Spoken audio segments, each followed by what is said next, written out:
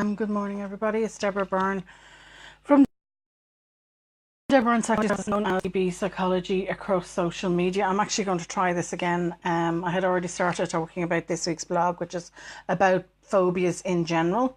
Just to give you a quick outline of what I've already spoken about was phobias are more than just fear and anxiety. They are a common type of anxiety disorder. There is a long list of symptoms which I've listed on the blog. Now you don't have to tick every symptom to have your particular type of phobia. I also said that that some people would have fear of doing something such as flying, but they'll still get on a plane. And the phobia, you just would not be able to do that. It is way beyond just a fear or anxiety about doing something or being near something or someone. I also said that there were two types of the two kind of classifications of phobia. One is a specific phobia, and that's situational or bodily.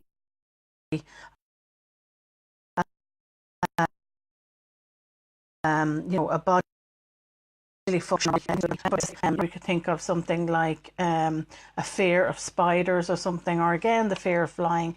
They would be specific types of phobia.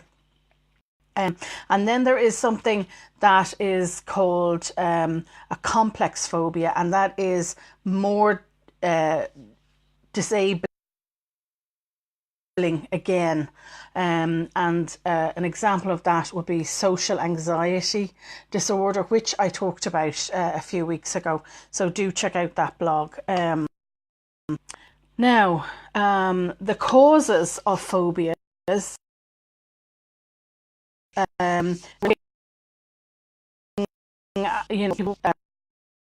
people like you to cause phobias is genetic links, and also the learned phobias. They could pick from a sibling or a parent, and then there's also trauma, so a traumatic incident that could have occurred, and you would have picked up a phobia from there. I go into more detail, of course, on the blog, and my reason for doing these types of blogs is to also give you some practical self-help if you have a phobia or if you know somebody who has a phobia. So as part of treatment, in fact, with phobias, self-help is part of that treatment. Now, the first point would be always go and see your GP.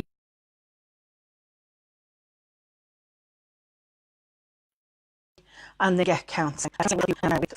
So make sure that your counsellor is properly trained and that they can deal with your type of phobia or with phobias in general. And they will then be able to give you something. They will do probably cognitive behavioural therapy with you, perhaps desensitizing treatment as well, where they will introduce the fear slowly over time and get you less and less afraid of whatever it is. Sometimes that works, sometimes it doesn't. So, as I've always said with counselling, with any type of treatment, it has to be tailored to you, the individual that is receiving it. So do check out the person's qualifications.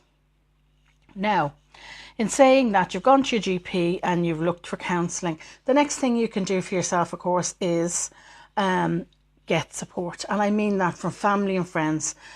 Even one good friend is worth 1,000 other people. If they're a really good friend and they support you through this, having that one good friend is so important when you have any kind of issue at all or anything you're facing. And just life in general, having a good friend there for you that you can talk to anything that's going on in your life. The next thing you can do is to read.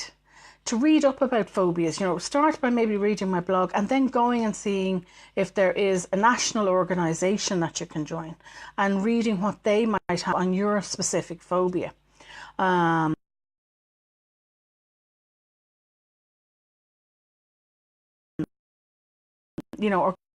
go and look, as I said, phobias are a common anxiety.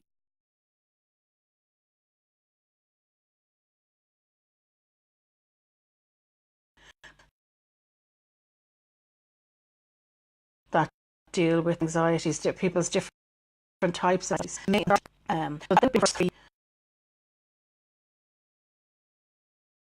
three things that for self-care, going on about basic self-care. If you don't have your basic self-care right,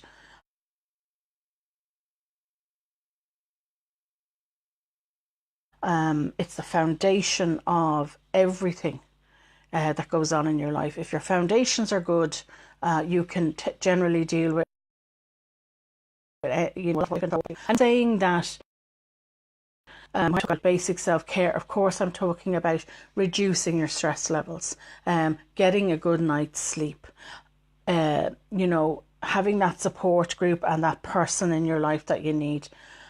Also meditation, journaling, setting your boundaries with people, setting your boundaries, knowing you have good, healthy boundaries yourself, and then setting them with other people, and rebuilding trust within yourself. I think I spoke about that. Any sort of anxieties and fears that we have in life can reduce our ability to trust our own gut instinct, to trust ourselves. Again, so maybe taking that time. Now, I have blogs on all those up there at the moment, and you can check them out. I won't be taking them down anytime soon.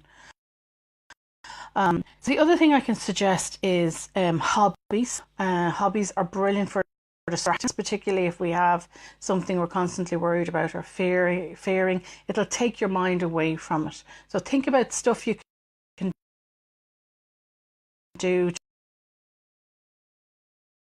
to, again, it's like if you have something, agoraphobia or something that you can't actually go outside, there are hobbies you can take up that you can do at home. There's always some sort of hobby that we can do, and they are a form of distracting us, perhaps keeping our hands busy, or maybe joining a group. If you haven't got a social anxiety, then maybe joining a group and starting to interact with other people, doing a night class, things like that. And I say those things because it's not about the hobby, and it's not about when you get out and you meet other people. It's never about the hobby or the night class. It's always about the social interaction. So if you don't have social anxiety disorder, perhaps you would consider those. And over time, your counsellor should be able to create a visualization for you to help you specifically for your phobia, to help you. And in particular, if you have a social anxiety disorder, a good therapist will be able to eventually, get you out of the house and into groups and meeting other people and doing it at your own pace. Of course, always do it at your own pace. Never let anybody push you to move forward with any sort of treatment before you're ready. So that's it for this morning. If anybody has any questions, you can always pop them into the link below, and I will answer them as soon as I can. Or if you have any suggestions, something that maybe that has helped you, maybe you can pop them in as well. That's things that you have helped. Do check out the blogs, this week's blog and the previous blogs, as I've mentioned, basic self-care, stress, sleep, boundaries, and building your trust. They're all there. Along with, I think I've reached number 97 in the main blogs. I'm not counting the daily motivation. So in your main blog, I'm up to blog number 97. So there's a lot of blogs up there at this stage. Maybe I'll do something for blog 100. I might do something, a giveaway or something. I don't know. We'll see. If anybody has any suggestions, I'd be delighted to hear. So the link to the blog will be www.deborahbyrnepsychologyservices.com. Do check it out, and I will be back again next week. And thank you for everybody that's listening this morning. I know there's a few regulars. And I will talk to you all again next week. Goodbye.